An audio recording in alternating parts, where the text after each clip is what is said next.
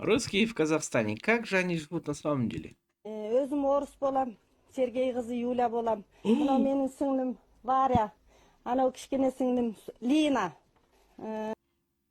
Разговаривают на казахском? Бүгін бір қонақтар келіп жатыр екен, соған бір орыстың бір дәстүрлі тағамын дайындап жатырмыз.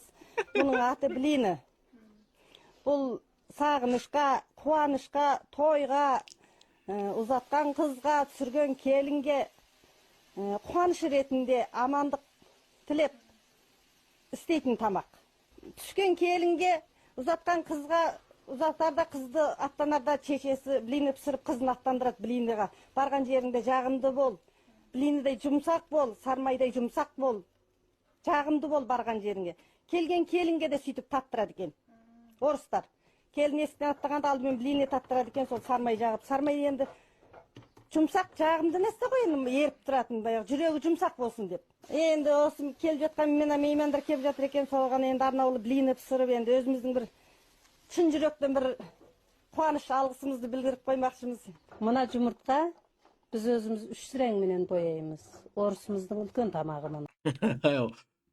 Чё там, ребята, что-то не сходится, да, пропагандочка любителям вот это пожаловаться там, вот как обижают, а что-то не сходится совсем-то.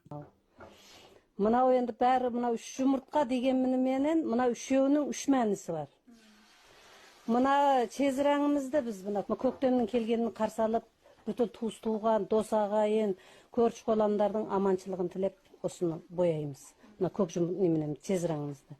Енді мына қызылымызды біз осы бүттіл енді ауыл аймағымыз, туыс туғанымыз, көрші қоланымыз болсын, қай жер болсын түгел осының амандығын тілеп бояймыз бұны.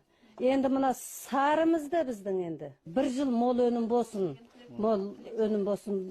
Так что вот, ребята, вот так вот живут русские в Казахстане, потому что они на Наурыз кушают бешбармак, руками говорят бисмилля за столом, и также казахи приходят в гости к русским на Пасху, говорят Христос воскрес, яички есть, и все дружно, все культурно проводят время. А те, кто что-то там вякает, ну, они либо приезжие, либо случайно залетные, мимо проходящие, короче, где-то там, с краю, но не такие, как показано в ролике.